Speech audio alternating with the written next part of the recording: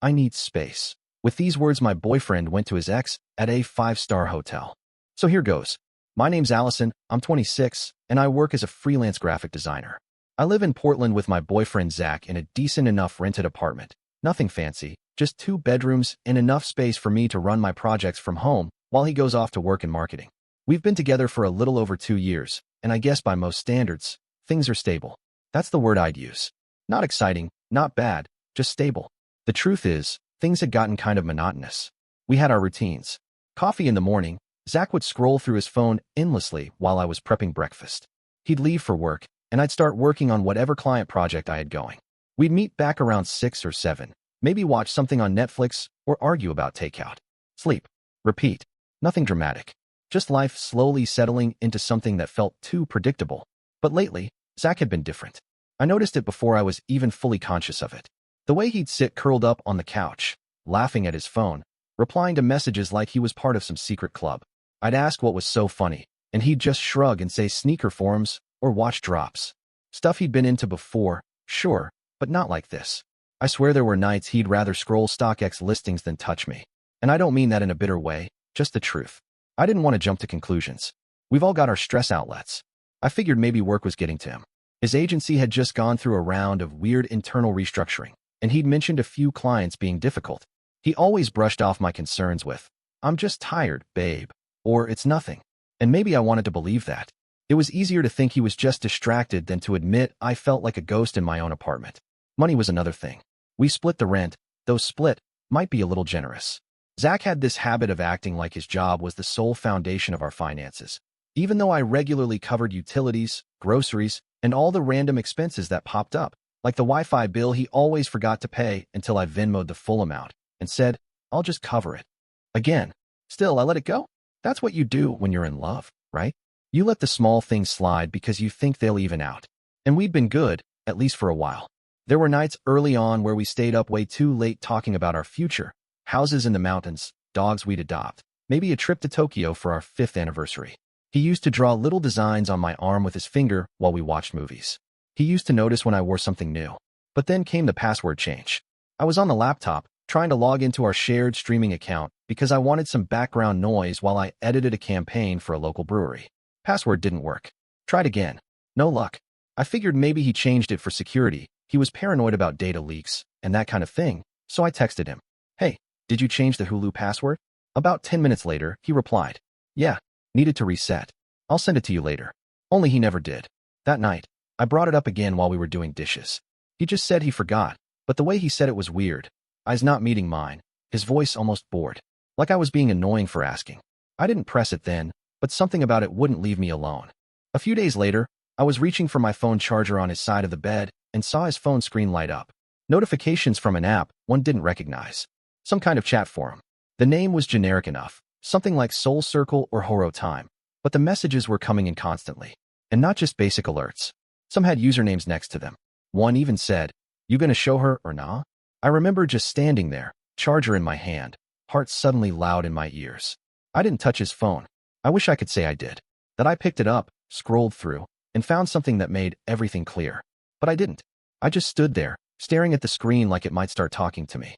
Then he walked in. He didn't notice the screen was still lit. Just asked if I was coming to bed. I nodded, trying to keep my face neutral. That night, I barely slept. Since then, I've been playing mental detective with half the evidence. Tiny things. Him taking his phone into the bathroom, even during showers. Staying up late when I was already asleep, and getting defensive when I asked why he was tired in the mornings.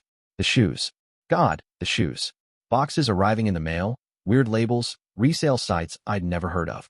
One time he asked if I could loan him $200 to cover a drop he didn't want to miss. I asked him which drop, and he snapped, "It's not a big deal, Allison." And yet he still needed my money for it. I don't know what's going on with him. Maybe it really is just stress. Maybe he's gotten deep into some online community, and he's too proud to admit it's gotten obsessive. Or maybe it's something else entirely. I haven't caught him cheating. I haven't found any damning texts or lipstick stains or whatever other cliches people look for when things feel off. But I do know this. I feel invisible. Like I'm in the same room as him, speaking clearly, and somehow he still doesn't hear me. Like I'm living with a stranger who remembers how to act like the guy I loved, but only when it's convenient. So now I'm sitting here, typing this out, wondering how much longer I can keep pretending this version of us is still working. I don't want to be the girl who gets walked over because she's too scared to start over. But I also don't want to jump ship over a gut feeling. I guess the question is, how long can you hold on to something before you realize it's already slipping through your fingers? The shift wasn't overnight, but once I started noticing it, it was everywhere. Zach had always had a sarcastic streak, but lately it started edging into something meaner, something that didn't feel like a joke. He'd make these little comments that landed like paper cuts. When I showed him a new design I was working on, he glanced at it and said, "Is that what they're paying you for?" and then went right back to scrolling his phone. Or when I'd ask him to grab something at the store, he'd mutter, "Why don't you just go do it yourself since you work from home all day anyway?" Like somehow my job was just me doodling in pajamas while he did the real work. But it was the stuff he didn't say that got to me more. The growing silence. The way he started opting out of everything that used to be ours. Family dinners, weekend walks, even our stupid little tradition of getting cheap wine and watching horror movies on Fridays. It all fell away, and in its place were phrases he'd drop like landmines and then walk off before I could respond. You don't know how to let go of a situation. I sometimes feel like I'm suffocating. We need to learn to give each other space. He'd say these things in the middle of ordinary conversations, and then act like I was crazy for asking what he meant. The few times I tried to unpack it, to ask if we were okay, he'd either shut down completely or flip it around, accuse me of overthinking or trying to start a fight. Things got worse after we visited my parents for dinner one night. Nothing dramatic happened, just my mom gently suggesting he help me set the table. Not in a rude way, not a command, just a simple, "Zach, could you grab the forks from the drawer while Allison finishes the salad?" He did it, barely, but the whole rest of the night he was stiff, quiet, barely touched his food. When we got home, he tossed his jacket onto the couch and said, "Next time your mom wants a butler, tell her to hire one," then disappeared into the bedroom and closed the door. After that, he made excuses to skip every family gathering.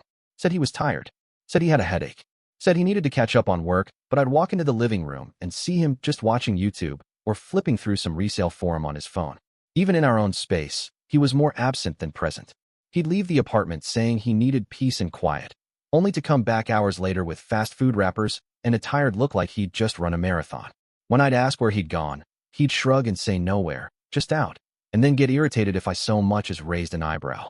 And he never brought me anything back, not even a drink. It was a stupid detail, but it hit me harder than it should have. I used to save half my fries for him without even thinking. Now he couldn't be bothered to text me if I wanted something while he was out. We stopped going to the gym together, stopped eating meals at the table.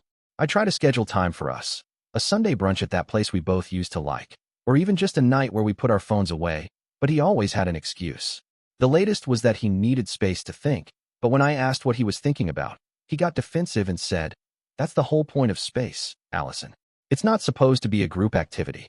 The apartment started feeling smaller, not because of the size, but because of the distance. He'd be sitting across from me on the couch, and it felt like he was 100 miles away. I'd talk and he'd half listen, sometimes not at all. Once, I was telling him about this weird client who'd requested a complete rebrand, but didn't want to change the logo, and halfway through my sentence he looked up and said, "Are you done?" Like I was some annoying background noise interrupting his feed. Every now and then, he'd drop one of those cryptic lines that would burrow into my chest for the rest of the day. Like when I asked if he wanted to plan something for our anniversary, and he said, "You really love holding on to things that don't matter anymore," then walked off like he hadn't just gutted me. I tried asking him straight up, "Zach, are you okay? Are we okay?" But he'd either sigh like I was exhausting him or laugh under his breath and say, "You really can't handle things not being perfect, can you?" I didn't want perfect. I just wanted to feel like we were still in this together. But every attempt I made to bridge the growing gap between us just seemed to widen it further. He wasn't yelling. He wasn't cheating, at least, not that I had any proof of. He was just disappearing one piece at a time, and I was the only one who seemed to notice. Or care. I started dreading the quiet more than the arguments. Because at least when someone's mad, they still care enough to react. But Zach wasn't mad. He was indifferent. Like he'd already made up his mind about something and was just waiting for me to figure it out too. And maybe, deep down, I was starting to. When I got home that Friday night, I was still covered in clay, my hair tied up messily, hands a little stiff from shaping the same misshapen vase for an hour and a half. Pottery class was the only thing lately that gave me a moment of silence, a kind of stillness that I hadn't been able to find anywhere else. Not at home, not with Zach, not even in my work. I remember fumbling with the keys, balancing my tote bag on one shoulder, and thinking only about a hot shower and maybe some leftover soup in the fridge. The apartment was quiet. Too quiet. The lights were off except for the soft orange glow of one lamp in the corner of the living room, and at first I thought maybe Zach wasn't home. But then I saw him sitting on the edge of the couch, hunched slightly, hands clasped together like he was waiting for something. He didn't look up when I came in, just kept staring at the floor like he was rehearsing something in his head. I closed the door behind me gently and said his name. Just once. Zach. My voice felt small, even in that tiny room. He looked up, and there was this blankness in his face that made my stomach twist. Not angry, not sad, just hollow. You're wearing me out, he said. No lead in, no softening. Just that sentence, flat and clean like a knife to the gut. I didn't even know what to say at first, so I just stood there, frozen in the doorway with my keys still in one hand. I need a break, he added, standing up slowly. He didn't raise his voice. If anything, he sounded exhausted, like he'd been holding this in for too long and finally couldn't anymore. I need space. I need to feel free. He didn't reach for me, didn't even step closer, just gestured loosely toward the hallway where I now noticed his duffel bag sitting near the front door. Not hidden, not rushed, like it had been packed for a while. I don't want you to call me. I don't want texts. I need some time without this. He waved his hand in a vague circle, like the apartment, me, our life together. All of it was too much to carry another minute. I asked, what are you saying? But the second the words left my mouth, I knew what he was saying. Knew it had already happened, even before he opened his mouth. His mind wasn't in this room anymore. Maybe it hadn't been for weeks. He didn't answer, just turned toward the bag, picked it up, and opened the door. No goodbye, not even a pause at the threshold. He stepped out into the hallway like he was heading out for coffee, and then he was gone. I stood in that half-lit living room, still clutching my bag from class. The sleeve of my shirt hardened with dried clay, and I felt something sink inside me. I didn't cry, not right away. What I felt was deeper than sadness. It was the weight of understanding. For the first time in all the quiet arguments and vague replies and nights spent eating alone while pretending everything was fine, I realized this wasn't just a rough patch. Zach wasn't coming back. Not really. Whatever part of him had been trying to stay had already left long before he walked out the door. And standing there in the silence he left behind, I finally felt it too. The end. Clean, brutal, and real. The next morning, I was sitting at the kitchen table still in my pajamas, staring at the same cup of coffee that had gone cold an hour ago, when my phone buzzed with a message from Sophie. I wasn't expecting to hear from anyone, least of all her, but when I opened it, my chest tightened. Have you seen Zach's stories? She wrote, and right below it were 4 screenshots. The first one was a hotel suite. Wide shot, panoramic windows, city lights spilling in through sheer curtains, the kind of place that doesn't come with a discount code or loyalty points. The second showed a candlelit dinner, some kind of artfully plated seafood dish that looked like it had been photographed for a Michelin guide. The third had 2 glasses of wine, deep red, one of them half full, with a folded napkin and manicured hand resting beside it. But it was the last image that knocked the air out of me. It was just a wrist. A delicate gold chain with a single small charm dangling above her hand. The kind of detail I never thought I'd remember until I saw it again, and every nerve in my body lit up. Courtney. That bracelet had her name all over it.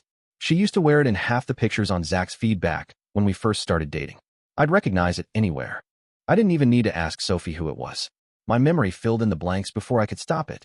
Back at the beginning of my relationship with Zach, I remember scrolling through his old photos and seeing Courtney's name pop up in the likes again and again. Always subtle. Never comments. Never anything too direct. Just that little heart icon under every picture of his face, his shoes, his watch, his dog. I remember feeling this sharp, irrational jealousy back then, brushing it off when Zach said she was ancient history, just someone he dated for a while, and it didn't work out. She's married now, he told me once, like that was the end of the story. But now, less than 24 hours after he told me he needed space and not to contact him, he was in a luxury hotel, sipping wine across from a woman with a bracelet I hadn't seen in over 2 years. My throat felt dry, not because I didn't see it coming. Part of me had been bracing for this, especially with the way he'd been retreating from me emotionally for months, but because of how easily, how smoothly, he'd stepped back into that life. Like I'd never been part of it. The photos weren't explicit. There was no kissing, no faces, no captions. But it didn't matter. It was all there. The wine, the setting, the silence from him, and that bracelet. It was like a quiet confirmation that he hadn't just needed a break. He needed a replacement. Or maybe he had already found one and just needed to get me out of the way. I sat back in the chair, phone still in my hand, and felt my whole body go numb. This wasn't just him moving on. This was him circling back to the person I had quietly suspected he never fully let go of. Married or not, Courtney was still in his world. And now, apparently, back in his bed. The thing that stung most wasn't even the betrayal. It was the fact that he didn't have the decency to lie better. He left me standing in our living room, saying he needed freedom, while somewhere in the same city, he was checking into a suite with his ex like we'd never happened at all. I don't remember exactly what I wrote to him, just that my hands were shaking as I typed, and my thumb hit send before I had a chance to second-guess anything. It wasn't a long message, but the words came out like glass, sharp, jagged, too honest. I said I knew about the hotel, the wine, the bracelet. I said I wasn't stupid. I said he didn't just need space, he needed an audience, and apparently Courtney was available. I asked him how long it had been going on, or if it had ever really stopped. His reply came a few minutes later. Too fast. Like he already had it typed out, just waiting for the right moment to send it. He said, "You're being demeaning. I'm just talking to an old friend." That was it. Not denial. Not remorse. Just that passive, calculated tone I'd grown to dread over the last few months. I stared at the message, rereading it until the words blurred, and something in me broke. Not in a screaming, sobbing way, but in the quiet collapse that comes when you finally realize someone isn't confused or lost or struggling. They're just gone. I didn't cry. I didn't throw my phone across the room. I just sat there on the edge of my bed, still in the same clothes from the night before, trying to decide what hurt more, the betrayal itself or the way he twisted it to make me feel like I was the problem. Like I was the unstable one. Like I was overreacting for reacting at all. It was like watching my own story get rewritten in front of me with me cast as the villain. He didn't cheat. I was just demeaning. He didn't lie. I was just too sensitive. He didn't walk out. I drove him away. That was the story he was already spinning. And the worst part was that I knew exactly how believable it would sound coming from him. I called Melanie. I hadn't planned to. I didn't even mean to. My thumb just found her name in my contacts, and the next thing I knew, I was saying her name into the phone with this tight, trembling voice I barely recognized as my own. She came over within half an hour, no questions. Walked in with a bag of pastries, and that look she gets when she's about to go to war for me, and I told her everything. The hotel, the bracelet, his message, the way he made me feel like I was unraveling, like I'd imagined it all. She didn't hesitate. "Don't let him make you feel guilty," she said, pressing a mug of tea into my hands like it was a shield. It's a typical blame game. It's what they do when they know they've screwed up but don't want to own it. They flip it. Make you the aggressor so they can feel like the victim. I nodded, but the words sat heavy in my chest. I knew she was right. I knew it in that hollow, exhausted way you know the truth, but still can't quite believe it because the person who hurt you used to be the one who held you when you cried. I wanted to scream at him, to keep messaging, to get the last word, but I didn't. I powered off my phone and placed it face down on the table. If he wanted to rewrite the story, he'd have to do it without me in it. It was around 8 in the evening, and I was sitting in the living room with a blanket over my legs, not even pretending to watch the show playing on the TV, when my phone lit up with a message from a number I hadn't seen in a long time. It was Trevor, one of Zach's old friends from college. We were never particularly close, but he'd been around enough, barbecues, game nights, the occasional group dinner, to know who I was, and to know how long Zach and I had been together. I opened the message expecting it to be something neutral or vague, but it wasn't. "Hey Allison," it began. "I know this might come out of nowhere, and I really don't want to stir the pot, but I thought you should know. I saw Zach last night at the Langford Hotel bar. He was with Courtney. They weren't hiding it. Honestly, it was unpleasant to watch." He added nothing more. No opinion. No dramatics. Just that one last sentence that told me everything I needed to hear. It was unpleasant to watch. I stared at the message for a long time, as if the letters would rearrange into something less humiliating, something less final. But they didn't. He had lied. Flat out. He wasn't just talking to an old friend. He was sitting in a hotel bar with the one person he'd always told me not to worry about, while the dust from his exit out of our apartment hadn't even settled. My hands went cold, and then hot. There was a strange clarity that came with it, a stillness in my chest that didn't feel like heartbreak anymore. It felt like resolve. I wasn't hurt. Not in that aching, breathless way I had been before. I was done. The betrayal wasn't a question anymore. It wasn't something I needed to search for between the lines or in blurry screenshots. It had a name, a location, and a witness. Zach had made his decision and wrapped it in denial, and then tried to paint me as the unstable one for reacting to it. But if he wanted to play that game, if he wanted to cast himself as the calm, rational guy just trying to find peace while quietly reigniting old flames behind my back, then fine. He could play the part. But I wasn't going to be the silent, shattered ex left behind in the wreckage. He wanted a show? I'd give him drama. Just not the kind he was expecting. Not the chaos of begging or confrontations or desperate messages at 2 in the morning. I'd be the story he didn't get to control. The part he'd have to explain when the people around him started asking questions he didn't have easy answers for. Because now I wasn't grieving him. I was writing him out. I wasn't sure at first if I was actually going to go through with it. For a couple of days, I kept going back and forth in my head, questioning whether it was my place, whether reaching out would make things worse, whether I'd look vindictive. But the more I sat with it, the more I realized it wasn't about revenge or causing chaos. It was about honesty. If the roles were reversed, I would want to know. I'd want someone to tell me what was happening behind my back, especially if everyone else was pretending it wasn't happening at all. Sophie was the one who finally helped me track him down. We weren't exactly sleuths, but between a tagged photo on Courtney's old anniversary post and a little LinkedIn digging, it didn't take long to find Michael's work email. He worked in finance, something boring and corporate sounding. The kind of job where people don't expect a message like the one I was about to send. I didn't rush it. I spent 3 nights drafting the email, reading and rereading each sentence to make sure it was calm, direct, and free of anything that could be dismissed as emotional noise. I included screenshots of Zach's stories, the bracelet, the date and location of the hotel, the message from Trevor. I didn't speculate. I didn't accuse.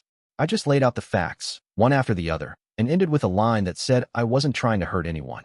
I just thought he deserved to know the truth. I stared at the message for a full hour before hitting send. When I finally did, I sat back in my chair and waited for something. Regret, guilt, fear. But none of it came. Just a strange kind of quiet. 2 days later, I got a reply. It was short. No questions, no elaboration. Just a simple, "Thank you for letting me know." That was it. And honestly, I hadn't expected more. He owed me nothing, and whatever happened next was his to handle. But the very next morning, Courtney's Instagram and Facebook were both locked down. No more likes, no more comments, no more stories from fancy hotel rooms or dinners with dim lighting and 2 glasses of wine. Everything had gone private, scrubbed clean like it had never happened. And for the first time in a long while, I felt like maybe I wasn't the only one finally seeing things clearly. It started with a single text that came late at night, just as I was brushing my teeth. "Can we talk?" That was all it said. No name, no apology, just a familiar tone I knew too well. The one he used when he was trying to reset the narrative without actually acknowledging anything. I didn't reply. The silence must have rattled him, because by the next afternoon, the texts started piling up. One after the other, like he was throwing every possible angle at the wall, hoping something would stick. At first, it was confusion. "I don't understand why you're doing this." Then it turned into defensiveness. "You're blowing this out of proportion." A few hours later, it shifted again, this time to self-pity. "I never meant to hurt you. I just felt trapped." I still didn't answer. He started calling. Morning, evening, even once in the middle of the night. Always from his number, never blocked, like he needed me to know it was him, like he wanted the credit for trying. I let every single call go to voicemail, but I didn't listen to a single one. There was nothing he could say that would change anything, and I had no intention of giving him the satisfaction of believing he still had access to me. When he showed up at the apartment, I saw him through the peephole before he even knocked. He looked tired, like he hadn't been sleeping, like whatever version of control he thought he had was slipping through his fingers. He knocked 3 times, then stood there for a full minute before trying again, more insistent this time. I didn't move, didn't breathe. When he finally spoke through the door, his voice was quiet, strained. "Allison, I just want to talk. Please." I could hear him shifting on the other side, like he wasn't sure whether to yell or cry. "I made a mistake," he said. "It wasn't serious. I didn't think it would go this far. I didn't want to lose you." There was a pause, and then his voice cracked. "I want everything back. I want us back." I stood there with my hand on the lock, heart beating like it was trying to climb out of my chest, and I felt nothing. Not rage, not sadness, not even satisfaction. Just a still, clear knowing. The kind that comes when you finally understand that someone isn't sorry for what they did. They're sorry for the consequences. I spoke without opening the door. My voice didn't shake. "You've made your choice. Go to her." There was silence on the other side, and then footsteps slowly retreating down the hall. I waited until I heard the elevator doors close before I exhaled. And just like that, it was over. It didn't take long for Zach's frustration to curdle into something uglier. After the calls and texts stopped working, and after I made it clear he wasn't getting back through my front door or my life, he shifted tactics. I started hearing things from people I hadn't spoken to in months, acquaintances from his side, mutual friends who always floated somewhere in the middle. Little comments he'd made at parties or in group chats that made their way back to me. Things like, "She just couldn't handle reality," or "She overreacted and ruined everything," or the worst one, "I tried to keep things civil, but she went nuclear." He dropped the victim card and picked up the martyr complex instead, painting himself as the poor guy who made a small mistake and got emotionally decimated for it. He told people I had gone off the rails, that I'd been controlling, jealous, even obsessive. I heard from one friend that he claimed I'd been monitoring his phone, which was laughable considering I barely touched the thing even when I had every reason to. At first, I felt a sick knot in my stomach every time someone mentioned his name. I didn't want to be dragged back into his orbit through whispers and half-truths, and I hated that my name was being twisted in rooms I wasn't even in. But then something changed. People didn't believe him. Not like before. One of Zach's old friends, someone I'd barely spoken to beyond casual greetings, actually reached out to me with a screenshot. It was from a group chat where Zach had been ranting, saying I'd sabotaged his mental health and made sure everyone turned against him. Trevor's response was simple and clean. No one believes your stories anymore, dude. It hit me harder than I expected. Not because I needed the validation, but because for the first time since this all began, someone stood up without needing a reason beyond the truth. He didn't have to defend me. He could have stayed silent or neutral or just let Zach spiral. But he didn't. That kind of quiet support started showing up in other places too. A friend of Sophie's, who barely knew me outside of a few parties, texted to say she'd always thought I was kind and grounded, and that anyone trying to paint me as unhinged was clearly trying to rewrite their own guilt. Even my ex-client, the one who used to follow both of us on Instagram, sent a DM that just said, "Glad you got out of that. You deserve peace." I realized then that real support doesn't come from people who feel obligated. It comes from the ones who choose to stay when things get uncomfortable. The ones who see through lies because they've seen you, really seen you, in quiet moments and difficult ones, and they know better. Zach was still out there, spinning his web, but I wasn't caught in it anymore. And for the first time in weeks, I felt something I hadn't felt in a long time, solid. Not just in the choices I'd made, but in who I was. He could say whatever he wanted. I wasn't playing that part anymore. The message came late, past midnight, long after I'd stopped expecting anything decent to show up on my screen. It was from Courtney. No introduction, no preamble, just a block of angry text filled with accusations, as if she'd been holding it in for days and finally couldn't keep it to herself anymore. She said I'd ruined her marriage. She said I had no right to get involved, that I should have stayed out of something that wasn't mine to expose. She called me names I won't bother repeating. The whole thing read like someone scrambling for a villain to blame when the mask finally slips off. I read the message once, then again, slower. I let the weight of her words settle, but they didn't land like she wanted them to. They didn't break me. They didn't even sting. They just confirmed what I already knew, that some people would rather live in denial than face the consequences of their choices. I responded with one sentence. I only revealed the truth. I'm sorry you didn't like it. That was it. I didn't wait for a reply. I didn't care if one came. I blocked her number the second I hit send, closed my laptop, and sat for a while in the quiet, staring out at the dark window. That was the final line for me. The moment where I knew, without hesitation, that I was done letting people like that take up space in my life. I'd wasted enough time trying to navigate gray areas, trying to be fair to people who had no interest in being fair with me. I'd explained, reasoned, forgiven, absorbed blame that wasn't mine to carry. But that version of me was gone. I was done shrinking myself to make other people feel more comfortable in their lives. From that night on, I made myself a promise. A new rule. If you're not for me, you're against me. No more middle ground. No more, maybe they didn't mean it. Or, they're just going through something. If you choose to protect your pride over the truth, if you see me standing up for myself and call it destruction, then you're not someone I want near me. I wasn't chasing peace anymore. I was building it, brick by brick, and locking the damn door behind me. A month passed, and the air in the apartment finally felt like it belonged to me again. The silence wasn't heavy anymore. It was clean, whole, uninterrupted. One Saturday morning, I woke up, made myself a proper breakfast for the first time in weeks, and decided it was time.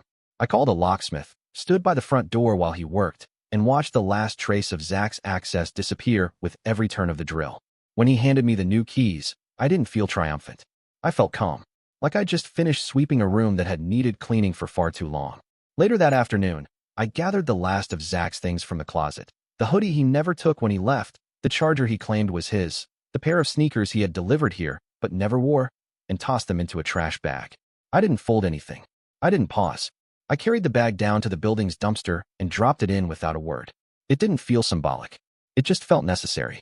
I started working on new design projects again, taking clients I'd been too emotionally drained to deal with during the chaos. I signed up for a yoga class 3 blocks from my place, the kind that smelled like eucalyptus and didn't care how flexible you were. I bought a huge potted ficus from the nursery near the park, Not because I suddenly cared about plants, but because I wanted something alive in my space that wouldn't talk back, wouldn't lie, wouldn't ask for anything. Just something quiet and steady that would grow if I took care of it. I wasn't fixed. I wasn't glowing with self-actualization or writing affirmations on my mirror every morning. Some nights I still woke up thinking I heard a key in the lock that didn't work anymore. Some days I still opened a drawer and half expected to see something of his. But I didn't cry. I didn't wish him back. I didn't second-guess the silence that followed. I wasn't fully healed, but I was free, and that was enough. It came on a Thursday morning, folded in half and slipped under the door like something out of a bad novel. I recognized the handwriting before I even picked it up. There was no name, but there didn't have to be. It was thin-lined, careful, trying too hard to look effortless. I stood there in the doorway for a second, staring down at the paper like it might catch fire on its own. My stomach didn't flip. My hands didn't shake. I didn't even feel curious. I didn't open it. I didn't read a single word. I walked straight to the kitchen, turned on the gas burner, and held the corner of the note above the flame until it caught.